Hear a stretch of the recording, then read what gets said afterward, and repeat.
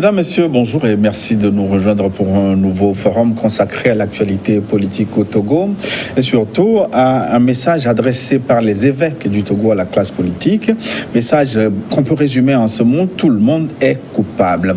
Pour donc décrypter cette actualité politique, nous avons invité pour vous Dr François Nagbanja Kampatib. Dr Kampatib, bonjour. Bonjour, M. Gilles Boko. Merci d'être avec nous. Vous êtes le conseiller spécial du président de l'Alliance des démocrates pour le développement intégral, ADI, parti d'opposition au Togo. C'est cela. Ancien député à l'Assemblée nationale du Togo. On peut aussi le dire. Et puis conseiller municipal d'une circonscription d'Agoué 1, c'est dans la capitale Lomé. Non, Agoué n'est pas dans la capitale Lomé. Agoué est devenue une préfecture à part entière. Agoué est la capitale de la préfecture. Mais Agoué qui fait partie du Grand Lomé, donc c'est une partie de la capitale de toute façon. Donc on va commencer par la dernière actualité politique, des incidents distincts qui sont survenus ce week-end à Lomé et à Sokolé. Des incidents graves dans la banlieue de la capitale à Agoué, où une patrouille de la gendarmerie a été attaquée selon des informations relayées par le ministère de la Sécurité et de la Protection civile.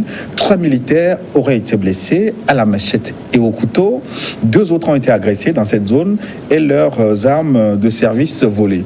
Des incidents similaires ont été signalés à Sokolé également. Est-ce que vous êtes inquiet de cette actualité, docteur Kampatib? Tout Togolais doit être inquiet de cette actualité. Tout homme politique doit être inquiet de cette actualité. Inquiet parce que il y a des signes d'insécurité, de violence. Et nous, à ADI, nous sommes particulièrement contre la violence, d'où qu'elle vienne. Ceci dit, les incidents tels que rapportés par le ministre Yark, il y a des points d'ombre qui permettent de douter de la véracité totale de ce qui a été dit et de craindre que nous soyons réellement en insécurité et que nous ne soyons pas sérieusement protégés par notre armée et nos forces de sécurité. Je m'explique.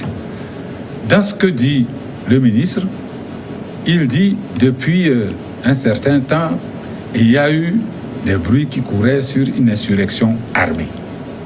Bien. Il dit que toutes les dispositions ont été prises. Bien. Et alors, malgré toutes ces dispositions sécuritaires, des personnes vêtues de noir, avec des armes blanches, réussissent à attaquer des gendarmes, à les molester, à les blesser et à disparaître dans la nature parce qu'il n'a pas été dit qu'ils ont été arrêtés. Alors là, c'est inquiétant. Les forces de sécurité sont averties. Elles ont pris des dispositions. Et malgré ça, on a ces incidents de Lomé et de Sokolé. Mais personne ne sait si les forces de sécurité n'avaient pas fait leur travail, ce qu'aurait été l'ampleur des incidents signalés. Ce n'est pas été dit. Ce qui est dit... Tout ne peut pas être dit, docteur Kampatib. Ce qui est dit doit être rassurant pour la population. Nous voulons être rassurés. Il n'est pas possible qu'on nous dise que des personnes armées d'armes blanches soient entrées dans notre pays à 2h du matin et puis molester la patrouille de gendarmerie et puis disparaître avec les armes. Il n'est pas dit qu'ils sont entrés dans le pays comme pour insinuer qu'ils sont venus de l'extérieur. Disons, bon, qu'ils soient dans le pays. Qu'ils soient dans le pays. Et que dans la nuit, ils puissent attaquer une brigade de gendarmerie qui fait la patrouille et les désarmer et les blesser. Et surtout, qu'on ne prenne personne. C'est ça qui me paraît bizarre. Je n'arrive pas à comprendre. Mais le ministre a ajouté que les commanditaires, les auteurs seront pris comme des poules, comme il a dit, entre guillemets. Oui, seront pris. Ils ne le sont pas encore. Même ça, c'est inquiétant. Parce qu'il a encore ajouté que les meneurs sont connus. Les meneurs sont connus. Si les meneurs sont connus, pourquoi on les a laissés faire? Pourquoi on ne les a pas pris? Non, il y a des situations un peu embarrassantes là-dedans. Mais je dis, pour nous, je veux réaffirmer une chose. Nous, à ADI, nous sommes résolument pacifistes. Nous condamnons toute violence, toute insurrection armée ou toute violence armée de quelque façon que ça se passe. Nous la condamnons. Mais maintenant, le problème est que nous avons des inquiétudes sur notre sécurité face à ce que raconte le ministre de la Sécurité. Je trouve ça plutôt un peu léger. Je pèse mes mots. Je trouve ça léger. Ce n'est pas possible que, ayant été averti, qu'on ait des individus qui puissent faire ce qu'ils ont fait et qui aient disparu dans la nature parce qu'on ne nous a pas dit qu'on les a arrêtés aussitôt. Ça me paraît... Bon, écoutez, je veux bien croire, hein, mais vraiment, si c'est ça, la vérité qui a été dite, si c'est la vérité absolue, c'est encore plus inquiétant pour nous. Mais est-ce que vos doutes, vous les murmurez dans vos 4 murs, vous en parlez au sein d'ADI, ou est-ce que vous relayez ces doutes auprès des autorités compétentes pour être éclairés, parce que vous êtes une autorité politique? C'est hier que ça s'est passé, et c'est aujourd'hui que je suis avec vous sur le plateau, et j'énumère mes doutes sur le plateau, donc c'est public déjà. Mais aujourd'hui, vous connaissez le contact du ministre Yark Damhan, que vous connaissez très bien. Une réunion spéciale du parti ADI consacrée à cette question aura lieu tout à l'heure à 18h. Parce que pour réagir, pour appeler les autorités, il faut rassembler toutes les informations. Vous savez, on parle de Agonyévé et de Sokodé. Nous avons reçu des informations des villages de Tone, où les militaires sont en train de rentrer dans les villages et cherchent les armes blanches, enlèvent tout, cassent les marmites dans les maisons. Ça, actuellement, cette information, nous ne l'avons pas. Mais nous l'avons. Donc, c'est ce que je veux dire, que l'information qui a été donnée est une information. Je pense qu'ils ont focalisé sur ce qui paraît grave pour eux. Mais comment se fait-il que vous avez des informations de tonnes, des informations des maisons, où on cherche des armes blanches, et à Goué, vous n'avez pas ces informations? Comment je n'ai pas les informations? Mais puisque vous estimez qu'il y a beaucoup de doutes, il y a des zones d'ombre. Mais nous disons, nous avons l'information publique que le ministre a donnée. Et nous disons que c'est probablement vrai, mais dans ce que le ministre déclare, nous n'avons pas discuté encore en groupe. Moi, quand j'écoute ça personnellement, j'ai la chair de poule.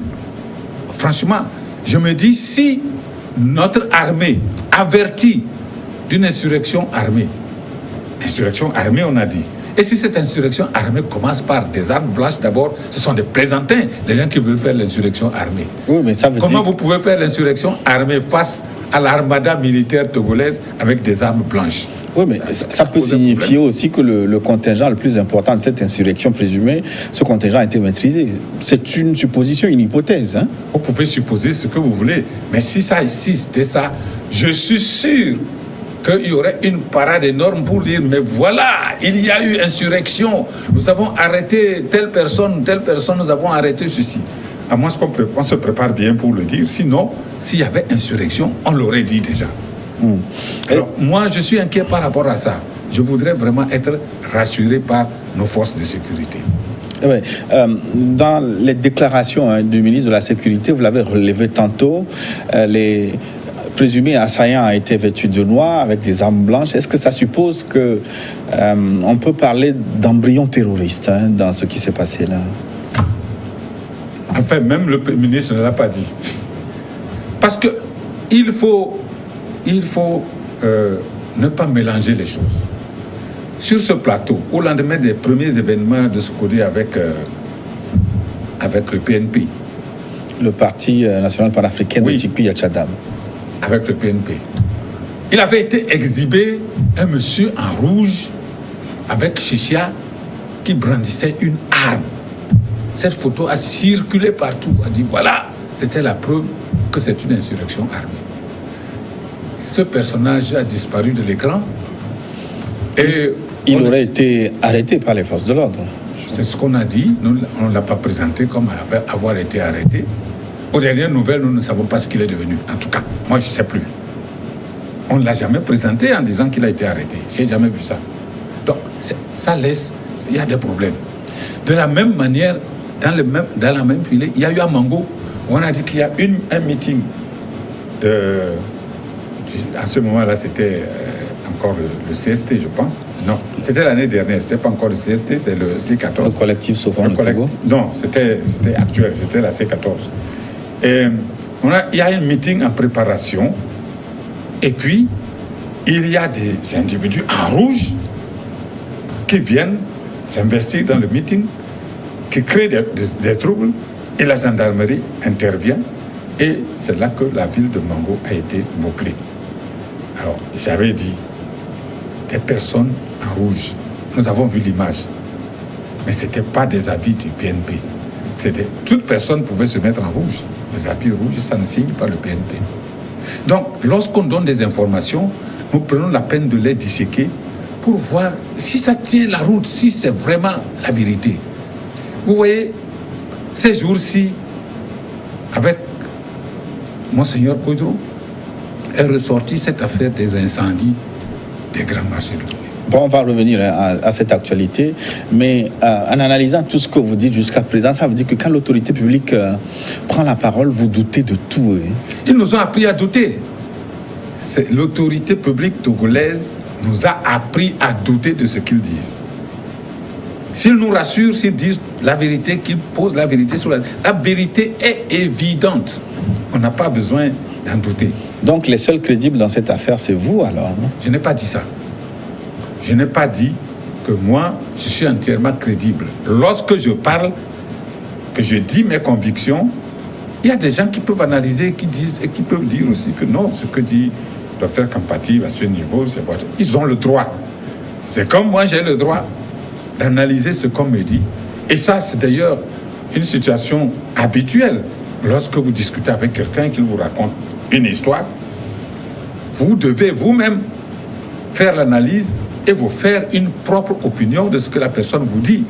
Si vous prenez pour argent comptant ce qu'on vous dit, on vous dira que vous êtes un naïf. Lorsque quelqu'un vous dit quelque chose, il faut prendre la peine de l'analyser et de voir si tout ce qu'il dit est vrai pour vous ou s'il y a des zones d'ombre. C'est comme ça. Donc. Mais ce qui est peut-être dérangeant, c'est que vos analyses se limitent au contenu. Vous ne faites que des analyses de contenu et parfois sur les médias. Pourquoi en tant que parti politique, vous ne faites pas des enquêtes, vous interrogez les différents protagonistes, vous approchez les autorités publiques pour sortir une analyse, on va dire entre guillemets, plus responsable que... Nous le faisons, Gilles.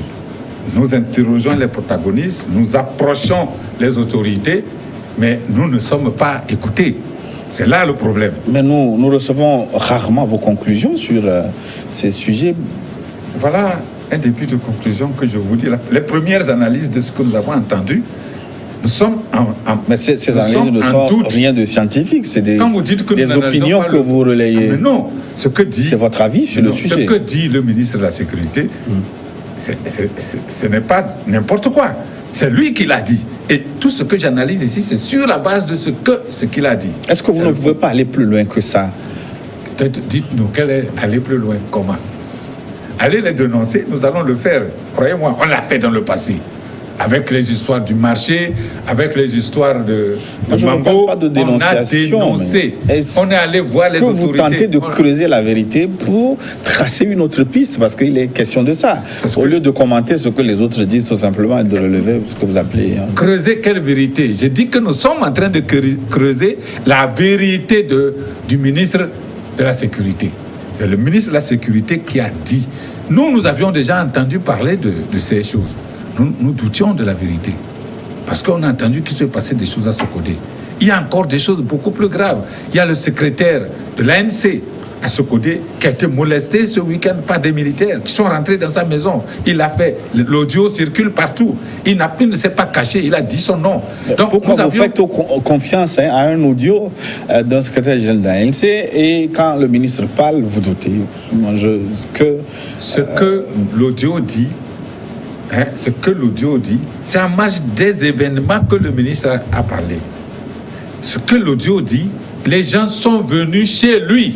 Les militaires sont venus chez lui. Un audio que je n'ai pas écouté, donc si on ne peut pas faire foi à n'importe quel audio parce que... Et ce que je vous ai dit du nord, dans les villages, c'est un audio qui vient du village. Malheureusement, donc vous faites confiance aux audios des réseaux sociaux. Malheureusement, c'est Dr Kampati. Et je suis certain qu'à l'endroit au moment où je parle, le ministre Yark a écouté l'audio. Donc quand un Mouba parle, il faut le prendre pour argent comptant. Je ne le prends pas pour argent comptant. Je raconte les faits.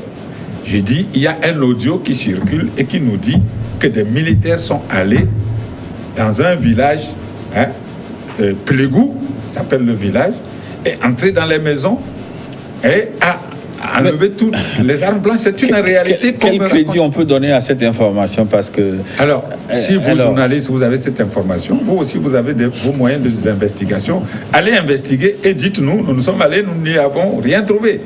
Mais l'information, moi, je l'ai reçue ce matin. Ce matin. Et je l'ai diffusée dans la communauté des gens qui comprennent Moba.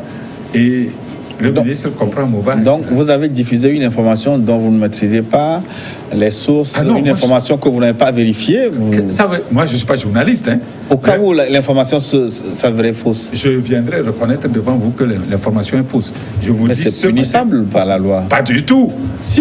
Pas du tout. Relayer une information qui n'est pas vraie. Quelle loi qui punit le fait que j'ai entendu quelque chose et je l'ai déclaré à d'autres? Aucune loi ne punit ça. Si. Non, aucune. Si. Maintenant, si moi j'invente des choses à dormir debout et contre une personne bien précise, diffamation, je comprends que la loi... Une information fausse relayée par vous est punie par la loi aujourd'hui. Non. Même un journaliste qui relaie une information fausse, c'est au Togo qu'on les met en prison. Nulle part ailleurs, on ne met en prison un journaliste parce qu'il a relayé une information fausse. Si l'information s'avère... Donc vous encouragez... Si l'information s'avère fausse, si je relaie une information fausse, de bonne foi, on peut me punir. C'est-à-dire, si je sais que l'information est fausse, et je la relaie quand même, je participe à la diffusion de fausses informations. Mais si je prends une information qui, pour moi, a besoin d'être vérifiée, a besoin d'être comprise par tout le monde, et je diffuse, je n'ai pas encore relayé une information fausse. Maintenant, s'il arrive qu'on me prouve que cette information est fausse, je fais amende honorable. J'ai dit oui, j'avais entendu ça. On m'a dit que c'est faux. On m'a démontré que c'est faux. Eh bien, je reconnais que c'est faux. Et je l'ai déjà fait dans le passé. Docteur Kampati, vous m'inquiétez un peu. En tant que conseiller spécial du président d'un parti politique, pas n'importe quel parti politique, vous dites que vous pouvez relayer n'importe quelle information sans vérification. Je n'ai pas dit... Quitte à vous excuser si cette information se révèle fausse. Je n'ai pas dit que je relaie sans vérification. Relayer une information procède aussi de la vérification. Je prends l'information, je vous relève, vous en tant que journaliste, je vous dis, voilà l'information que j'ai eue. Qu'est-ce que vous en faites? Je relaye à d'autres camarades, recoupons toutes ces informations et voyons si cette information est vraie. Et au bout du compte, on se rend compte que l'information est fausse. Je reconnais que la personne qui me l'avait relayée m'a fait croire que c'était vrai. Je n'ai pas dit, vous ne pouvez pas être inquiet. Je ne suis pas une personne qui peut relayer de bonne foi. C'est-à-dire, je sais que cette information-là est fausse. Je sais. Je sais que c'est une information concoctée quelque part. Je suis au courant, mais je la relaie. C'est ça la mauvaise foi. Mais l'information que j'ai reçue, jusqu'à preuve du contraire, elle est vraie pour moi. Je suis de bonne foi. J'ai reçu l'information d'une personne digne de foi qui m'a raconté ce qui s'est passé à Pligou. Je relaie avec les autres pour qu'on étudie. J'ai donné ça. Ce soir, on s'assoit, on regarde, on a des gens qui sont de la région. On relaie pour voir jusqu'où c'est vrai. Après, on pourra se prononcer si ça s'avère faux. Et je le dirai. Pour refermer la parenthèse sur cet incident, est-ce qu'il faut considérer que les forces de l'ordre ont maintenant la situation en main? Je n'en sais rien, c'est ça. Et que cette insurrection, entre guillemets, armée... Je n'en sais strictement rien, c'est ce que je vous ai dit. C'est ce que je vous ai dit. Il y a un nombre d'individus, on ne nous a pas dit le nombre, qui sont en noir, qui ont attaqué des gendarmes, qui ont emporté des armes. Mais c'est grave. Je suis en insécurité, effectivement, parce que ceux qui ont emporté des armes peuvent venir m'attaquer la nuit. Donc je ne peux pas être serein. Je ne suis pas serein du tout. Mais la situation est grave, mais je me rends compte que vous et moi, nous sommes en insécurité. Nulle part, on a dit qu'on a maîtrisé le groupe et que l'insurrection est finie. On ne l'a pas dit. Enfin, le ministre a précisé que les recherches sont en cours, que les auteurs vont être arrêtés comme des poules. Oui. Est-ce que cette parole ne vous rassure pas? Non, ça ne me rassure pas. C'est la même chose qu'il a dit quand les gens ont été attaqués à l'aéroport. Ils courent encore les rues jusqu'aujourd'hui, on ne les a pas retrouvés. Donc ça ne me rassure pas. D'accord. On va donc aborder une autre actualité. Il s'agit des discussions politiques qui ont été ouvertes par le pouvoir avec l'opposition. Est-ce que Hadi a pris part à ces discussions? Oui, Hadi a envoyé le vice-président de la jeunesse là-bas pour écouter ce qui s'est passé. Un second couteau, pourquoi un ministre vous appelle Absolument, parce que nous avons le flair. Nous avons le flair. Nous doutions bien de ce qui risque d'arriver. Et nous avons eu raison. C'est pour cela que il faut d'abord que nous appuyions ceux qui sont partis. Ils avaient raison. Nous avons laissé notre tour pour comprendre jusqu'où vraiment le ministère de la Sécurité, disons, se moque de l'opposition. Parce que toute l'opposition, dans toutes les branches confondues, Fabre de l'ANC, le président Fabre, il a écrit au président de la République. La C14 a écrit au Premier ministre. Nous a dit, nous avons écrit au ministre de l'administration territoriale pour dire en clair, l'opposition demande qu'on s'asseye pour regarder le cadre électoral, pour l'améliorer, afin que les prochaines élections soient pacifiques et transparentes. Ça n'a rien d'agressif. Rien. Eh bien, ces lettres, c'est comme si elles n'ont pas existé. Le président n'a pas daigné y répondre, ni le Premier ministre, ni le ministre de l'administration territoriale. Et comme nous avions écrit au ministre de l'administration territoriale, quand il a dit « venez, on va parler », il n'a pas donné l'ordre du jour avant qu'on y aille. Ah, mais nous étions en droit de penser qu'il nous appelle pour qu'au moins on aborde l'étude des revendications posées par l'opposition pour améliorer le cadre électoral. Non. Il a appelé les gens pour les informer simplement du bon déroulement, selon lui, du processus électoral. Et il a appelé la CENI pour expliquer comment il prépare bien les choses, etc. C'est vraiment... Nous, on tombait des nues, mais on a voulu voir si même le fait qu'on lui a écrit sera évoqué. Ça n'a même pas été évoqué. C'est comme si nos lettres n'existent pas. Voilà la réalité du problème. Donc, il n'y a pas eu de discussion entre... J'ai vu les relais sur des presses, on dit début de discussion entre l'opposition et le parti au pouvoir. C'est faux. Il n'y a pas eu de discussion. Il y a eu une information donnée par le gouvernement sur l'avancement du processus électoral. Ce n'est pas des discussions. C'est une information unilatérale. Voilà. Est-ce que vous n'avez pas péché de ne pas croire en la sincérité à chaque fois du gouvernement quand on vous appelle pour discuter? Mais chaque fois, ça revient. Il manque de sincérité. Je vous dis que nous, notre représentant est resté jusqu'à la fin pour voir jusqu'où ira la mauvaise foi. Si par hasard le ministre disait « Oui, j'avais reçu une lettre de l'opposition parlant de ceci, mais nous en reparlerons une autre fois », on aurait su quoi dire. Mais c'est passé comme si ça n'existe pas, il n'y a pas de problème au Togo. Là, ça marche comme sur des roulettes. Alors tout marche bien, et puis tout d'un coup on nous dit qu'il y a des gens qui veulent faire l'insurrection. Il y a des choses là, quelque chose qui ne va pas. Si on regarde l'assurance avec laquelle le ministre de l'administration territoriale publie, avec grande assurance, il n'y a pas de problème, voilà, les choses se passent bien. Pas de problème dans l'organisation des élections, ne confondons pas les choses. C'est un tout. S'il y a d'insécurité, il ne peut pas avoir des élections transparentes. Ce n'est pas possible. S'il y a une insurrection armée le 29 ou le 30, comment les gens sortiraient pour aller se faire recenser? Donc on ne peut pas détacher les deux. Au même moment, j'ai un petit problème à suivre le fil de votre développement. Voilà un ministre de l'administration territoriale qui vous convoque en tant que parti politique pour une discussion. Oui. Et vous mettez déjà dans la tête un agenda propre à vous, alors que celui qui vous a appelé n'a pas encore pris la parole. Pourquoi vous voulez que le ministre vous dise ce que vous voulez? Mais pourquoi d'abord il ne donne pas un ordre du jour? Vous nous posez la question, mais les choses normales se font avec ordre du jour très clair des discussions. Est-ce qu'il ne vous revenait pas de demander des précisions sur ce pourquoi vous étiez convoqué? Mais c'est ce qu'on a fait au début. C'est ce qui a amené l'ANC et la C14 à partir. Au départ, nous lui avons dit, on a dit, nous pensions qu'on est venu ici pour discuter tant. Mais comme vous n'avez pas ça à l'ordre du jour, est-ce qu'on peut le mettre à l'ordre du jour? On a dit, non, nous sommes venus pour vous informer. Et les gens sont partis, c'est ça. C'est une séance d'information. Vous n'étiez pas appelé pour un dialogue politique. Ce n'était pas dit. Et la preuve, c'est qu'on a fait circuler encore dans la presse que c'était une discussion opposition-gouvernement. D'ailleurs que c'était pas ça, parce que c'était tous les partis, y compris UNIR, qui étaient là. C'était pas une discussion entre opposition et gouvernement. Ce n'était pas dit. C'est pour ça que nous sommes allés. C'est pour ça que l'ANC, la C14, est allée pour voir qu'est-ce que c'était. Et ils ont posé clairement le problème. On a posé le problème.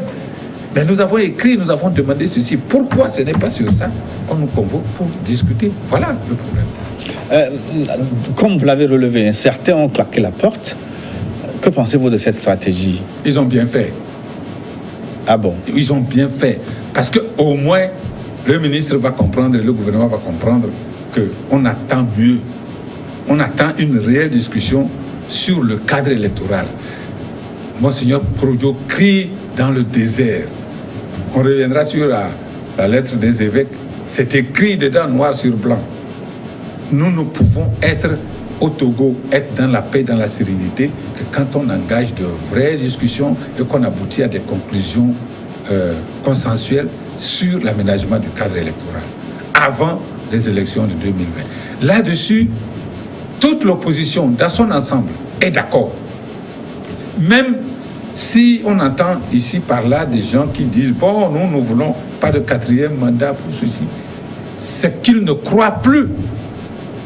Ils ne croient plus au système électoral mis en place. Ils se disent « Si le système électoral actuel, c'est celui-là qui fera qu'on aille aux élections, ben, il y a des doutes là-dessus. Il y a des doutes là-dessus. » Ça veut dire que tout simplement, on veut imposer une élection dont les résultats sont connus à l'avance. Et ça c'est pas bon pour le Togo.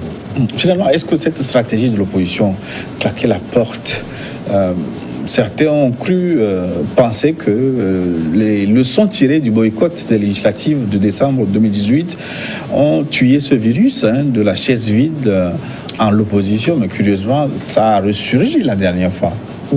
Où est-ce que ça a ressurgi? On a quitté le ministère de l'administration territoriale ne signifie pas qu'on a boycotté quelque chose. Donc il ne faut pas mettre les choses au même niveau. Nous voulons des discussions claires, des discussions intéressantes, des discussions qui engagent tout le monde autour des questions du cadre électoral. C'est vraiment sérieux. C'est sérieux. Et nous voulons être entendus sur ce plan-là. Mais est-ce qu'au sein de l'opposition, vous voulez réellement des discussions ou vous voulez que votre point de vue prévale à l'issue des discussions? Parce que vous avez plusieurs fois eu l'occasion de discuter. Après la crise de 2017 et les facilitations organisées par la CEDEAO, vous aviez eu l'occasion de parler. Parlons-en de la crise. Je répète sur ce durant tout le processus, on a fait venir les diplomates. Il n'y a pas eu de discussion face à face entre le pouvoir et l'opposition. Il n'y en a pas eu. Il n'y en a pas eu. On prenait nos desiderata, on allait dire là-bas, et puis on revenait nous dire ceci, et puis on revenait nous dire ceci, et finalement ça a accouché d'une souris. Et on a dit qu'il y a eu une négociation, il n'y en a pas eu. À mon sens, ce n'est pas ça, une négociation. Vous, au sein de la C14, quand vous étiez encore ensemble, vous avez écrit au chef de l'État pour être reçu pour une discussion. Quand le chef de l'État a donné son feu vert, est-ce que vous êtes allé discuter? Vous avez... Au niveau de la C14, nous sommes allés écouter le chef de l'État. Qui sont allés? Vous aviez tous... Non. Décliner l'invitation? Mais non, pas du tout. Le PSR, vous avez envoyé les seconds couteaux, là. Non. L'ANC n'était pas présente? Non. Qui sont ceux qui ont rencontré le chef? Au moment où on devait aller rencontrer le chef de l'État, l'ANC avait déjà quitté la C14, il faut le savoir. Non, l'ANC n'avait pas quitté la C14. La C14, non. L'ANC... De moi de journaliste, l'ANC n'avait pas quitté la C14 quand vous avez été reçu. Non, l'ANC a envoyé sa lettre de retrait de la C14 un lundi. Et le président de la République a reçu la C14 le mercredi. Il faut savoir, peut-être que dans la chronologie, ça manque. Mais c'est ça, c'est ce qui s'est passé. Maintenant, pour les autres délégations, vous avez envoyé des seconds couteaux, comme non, c'est nous, vous avez l'habitude c'est nous, de le faire. Nous avons choisi comme stratégie d'envoyer les seconds couteaux. Oui, mais un chef de l'État, vous lui écrivez, vous demandez à être reçu, le chef de l'État est présent et vous envoyez des seconds couteaux. Non, vous confondez les choses. Je parle du ministre de l'Administration. Oui, moi je parle de cette rencontre sollicitée par la C14. Non, moi je n'ai pas vu une représentation au haut niveau. Si. Le président Gogué était là, le président Antoine Folie était là, Madame Adjamangou n'était pas là. Elle était absente du truc, mais il y avait Adoko qui était là. C'était des gens de haut niveau qui sont allés. Antoine Folie était un président, Gogué était un président, Adoko représentait la CPA, et le FDR était représenté aussi. Il y avait Brigitte et choses étaient absents du pays quand ça s'est passé. Mais à l'issue de cette discussion, le chef de l'État a dit qu'il est disponible, qu'il va vous recevoir chaque fois que vous le sollicitez. Pourquoi vous n'avez plus réitéré la demande? Mais bien sûr, c'est la sollicitation que nous sommes en train de faire. Sur les médias? Non, nous lui avons écrit encore. C'est ce que je vous disais. Vous qui? D'abord, voilà ce qui s'est passé. D'abord, c'est l'ANC qui a écrit. Parce que l'ANC ne fait pas partie de la C14. En deuxième, c'est la C14 qui a écrit au Premier ministre, parce qu'on ne voulait pas envoyer tout au même endroit. En troisième position, c'est Hadi qui a écrit au ministre de l'Administration territoriale. Et en quatrième position, autour de Monseigneur Pedro, lorsque nous sommes réunis le 12 novembre là, nous avons encore envoyé une lettre au président de la République. Nous disons, nous souhaitons qu'on s'asseye et qu'on regarde un certain nombre de points. Nous avons listé les points sur lesquels on voudrait qu'il y ait des discussions. Nous attendons la réponse. Mais est-ce que tout ça ne manque pas de synergie, ne manque pas de sérieux? Qu'est-ce qui vous empêche, en tant que différents partis de l'opposition, de vous mettre ensemble et de solliciter une rencontre solennelle au lieu que chacun écrive de son côté? Vous avez raison. Ça revient à ce qu'on dit. Ça revient aux difficultés qu'il y a au niveau de l'opposition à coordonner les activités. Mais ça, je vous l'ai dit, c'est quelque chose qui s'arrange. Ces jours-ci, c'est quelque chose qui s'arrange et je ne veux pas dévoiler les choses avant qu'elles ne soient claires. La question d'une action commune s'arrange. L'action de Monseigneur Pedro n'est pas vaine. Et donc, ça se poursuit, ça s'arrange. Vous savez, les partis politiques, donc vous avez sont des entités politiques. Attendu, Monseigneur Pedro, pour venir régler ce problème qui ne date pas d'aujourd'hui quand même. Est-ce que ce n'est pas grave, docteur Kampati? Pourquoi est-ce que ce serait grave? Lorsque une personnalité importante du pays qui n'a pas d'ambition politique et qui approche les politiques, qui leur disent, mes amis, la voie à suivre, c'est ceci, la voie à suivre, c'est cela. Qu'est-ce qu'il y a du mal là-dedans? Il n'y a pas de mal. Docteur Kampati, il y aurait du mal si tout le monde dit que c'est pas bon. En tant que responsable de parti politique, vous avez commencé cette affaire, ça fait pratiquement 30 ans. Vous aspiriez tous à la magistrature suprême. Vous mettre ensemble pour mener une action commune, vous en avez été incapable depuis toutes ces années. Est-ce que ce n'est pas pathétique? Non, nous n'avons pas été incapables, Monsieur Bokor. Mais vos regroupements n'ont jamais résisté autant. Nous avons fait, moi je suis revenu de fonctionnariat international, et le premier regroupement auquel j'ai participé, c'est le CST. Le collectif Sauvons le Togo. Le collectif Sauvons le Togo. Vous savez, le collectif Sauvons le Togo a seulement été brisé par les incendies des marchés. Qu'on leur a collé. Et nous savons, c'était ça le but. Le but était atteint. Ben, vous pouvez le dire, mais la C14 n'avait pas d'incendie de marché derrière elle. Mais pourtant, vous avez claqué la porte un à un de la C14 aussi. Vous parlez d'une autre affaire. D'abord, parlons de la C14 pour ce qui concerne les dialogues. La C14 a été trahie par la CEDEAO. Nous le répétons. Nous le répétons. Nous avons commis une erreur, c'est de faire confiance à la CEDEAO. C'est clair. Maintenant, au-delà de ça, vous savez, lorsque on sort des difficultés électorales ou des difficultés, c'est une chose naturelle que les gens s'auto-accusent. Ah, c'est toi qui as fait qu'on a ceci, c'est toi qui as fait ça. C'est ça qui est arrivé un peu au lendemain des élections au niveau de la C14. Il y a eu des difficultés. Lorsqu'il y a eu le fait qu'on n'a pas été aux législatives, il y a eu des difficultés. Alors les gens se sont pointer du doigt. Ah, c'est vous qui êtes responsable. Les gens sont même allés dire que certains sont vendus à Lomé 2, qu'ils vont à Lomé 2 la nuit. Alors, ça crée un peu d'islamisme. Qui sont allés à Lomé 2, justement? C'est pas moi qui l'ai dit, vous demanderez à ceux qui l'ont dit. Je dis que certains ont dit que tel soit allé à Lomé 2. Ce qui était faux. D'abord, il faut que je vous le dise, c'était faux.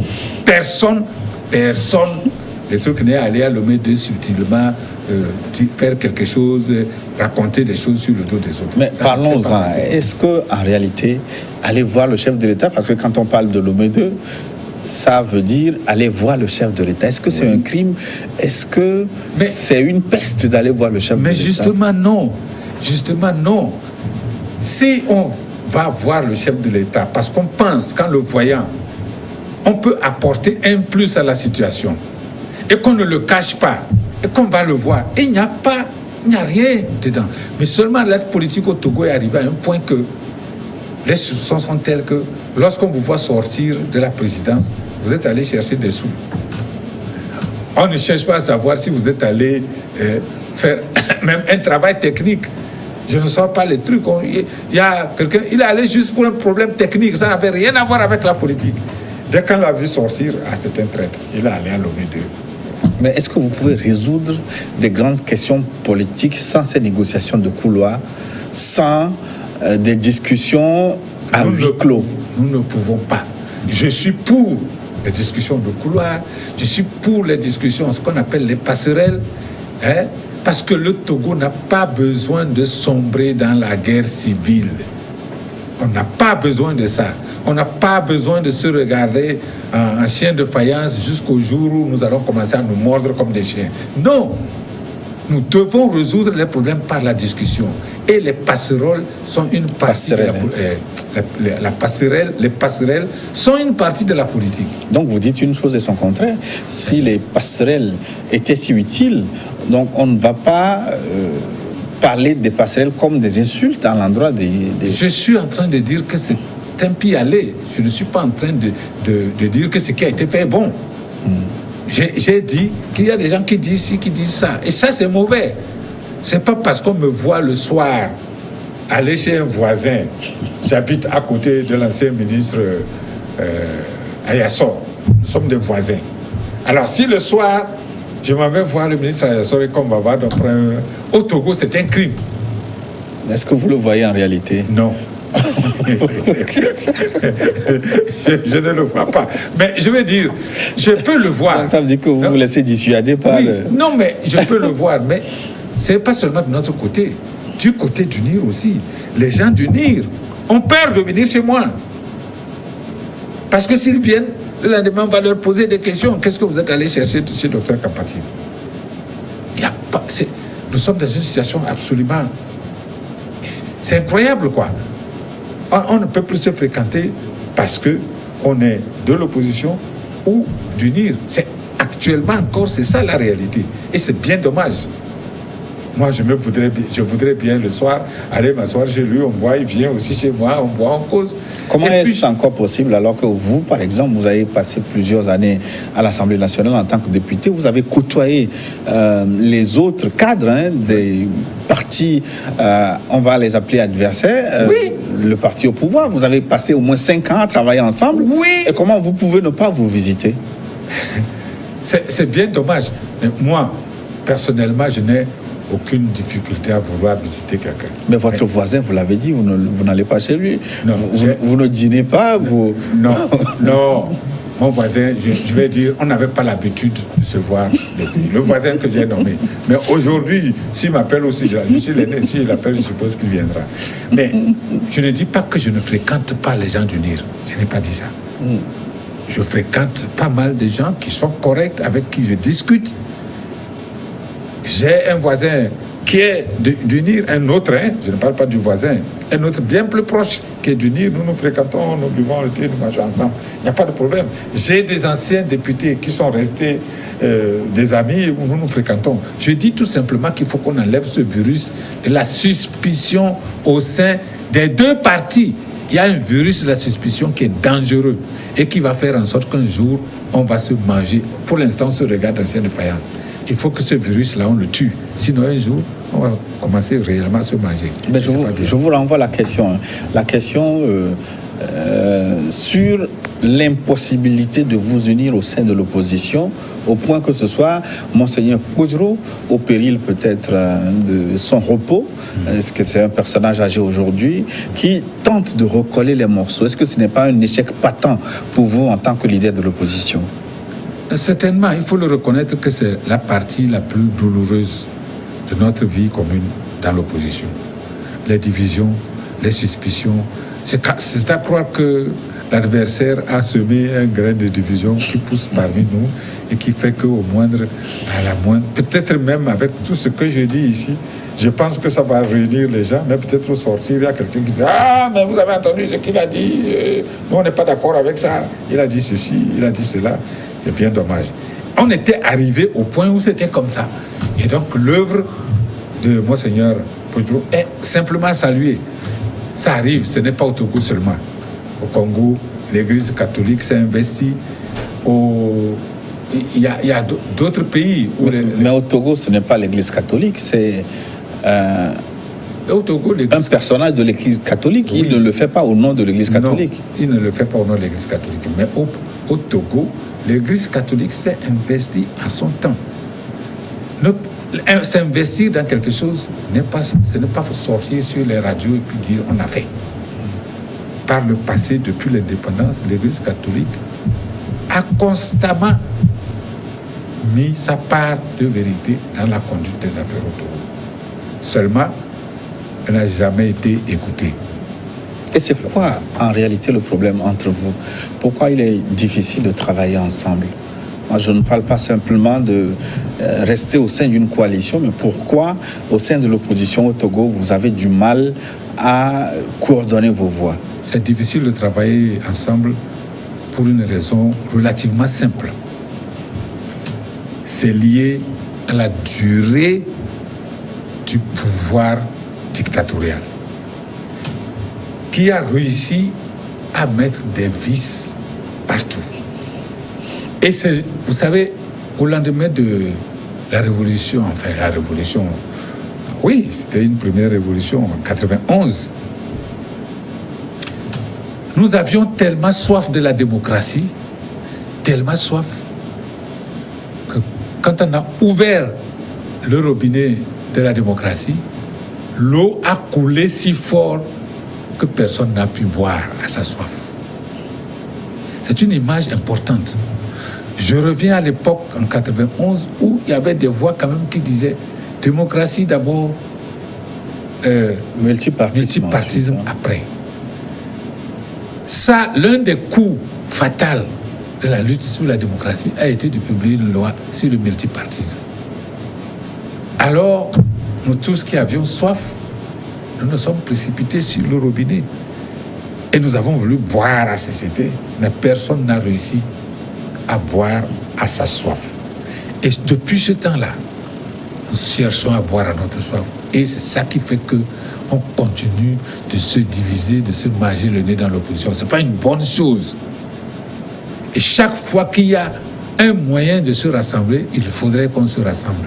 C'est pourquoi je dis, je continue de saluer le courage du prélat. Ce n'est pas facile ce qu'il fait. C'est très, très, très difficile. On va revenir à cette actualité du prélat, là. Mais l'argument que vous développez là, est-ce qu'il tient réellement la route? Parce que si la tâche est si ardue en face de vous, vous dites que vous avez des adversaires coriaces, est-ce que ce n'est pas une raison supplémentaire, justement, pour vous mettre ensemble? Est-ce que c'est cet obstacle qui doit créer la zizanie entre vous? La situation est telle que il y a des choses qui alimentent la zizanie. Les partis au pouvoir alimentent la zizanie. Il faut le savoir. Quelquefois, c'est une chose très simple. Il suffit, par exemple, je donne un exemple, je ne dis pas que ça peut arriver, je donne un exemple. Quand je disais que les autres nous accusent d'être allés ici, mais ça s'utilise aussi comme intoxication politique. C'est-à-dire, je vais aller voir un ministre, oui. Je sors et c'est de là même qu'on fait circuler, maintenant les réseaux sociaux aidant, Dr Kampatib est venu, il a empoché 10 millions de francs. Et ça circule. Et les gens croient ça parce que le sensationnel attire. Et donc, mes autres camarades se disent, mais celui-là, il n'est pas crédible, il est allé prendre 10 millions. Ça suffit pour semer la zizanie. Il y a ça déjà. Ensuite, il y a entre nous le fait que nous sommes des hommes politiques. Les partis politiques, comme je le dis, aspirent au pouvoir. Et donc, ils se disent, mais celui-ci a telle position, il veut m'empêcher, moi, d'arriver au pouvoir. C'est une donnée naturelle. Il ne faut pas croire que c'est au Togo seulement. Partout, la politique, c'est cela. La politique, lorsqu'on dit qu'on crée un parti politique, c'est qu'on veut le pouvoir. Seulement chez nous, nous ne sommes pas encore en démocratie. Nous devrions le comprendre et essayer de prendre les chemins qui nous ramènent à la démocratie. Malheureusement, on est déjà tellement habitués avec nos casquettes de partis politiques qu'il est très difficile de dire qu'on fait table rase des partis politiques. C'est utopique, ça ne peut plus arriver. On ne peut pas dire qu'on fait table rase des partis politiques, mais on peut dire que les partis politiques peuvent faire table rase de leurs différends pour trouver un terrain d'entente. Actuellement, le terrain d'entente est en train de se voir partout. C'est le cadre électoral. On travaille pour regrouper le maximum de personnes autour des revendications sur l'amélioration du cadre. Et pour clôturer cette première partie, ce qui est un peu dérangeant dans ce que vous avez dit jusqu'à présent, c'est qu'à chaque fois, vous semblez voir le danger, le mal de l'autre côté. Tout à l'heure encore, vous disiez que la division est semée en vous par l'adversaire qui tente de vous diviser. Jamais vous ne vous concentrez sur ce que vous faites. Rectificatif, non. Bon, soyons honnêtes, c'est pas ce que j'ai dit. J'ai dit d'abord que le noyau de la division se trouve entre nous. Je l'ai dit. J'ai dit pas assez fort. Je l'ai dit et je le redis fort. J'ai dit que lorsque le robinet s'est ouvert, nous avons tous couru pour boire. Mais donc vous êtes le flot était si fort. Vous êtes tous des opportunistes alors? Non. Écoutez, ne ramenez pas mon propos à des choses terre à terre lorsqu'on dit qu'on est allé prendre. Vous ramenez les gens qui racontent. Je suis ulcéré lorsque je vois que les gens racontent que les gens de l'opposition, ils ont pris 30 millions, ils ont pris 300 millions. Ils ont effectivement, c'est semé. Les 30 millions, c'est semé. Les 30 millions, puisque parle. Vous en parlez, mais les 30 millions, vous les avez pris. Lorsque les gens Pourquoi vous n'assumez pas? On a assumé, on a dit que ces 30 millions a été pris pour faire pour organiser les choses. Ça a été dit, mais personne n'a cru. Les gens ont dit que c'est un individu que chacun a pris 30 millions. D'autres, tout dernièrement, j'ai vu circuler que ce n'est plus 30 millions, c'est 300 millions. Mais les explications sont venues après la fuite, et la fuite est venue au sein de vous. Ce n'est pas quelqu'un du pouvoir qui a sorti cette affaire des 30 millions. C'est au sein de vous.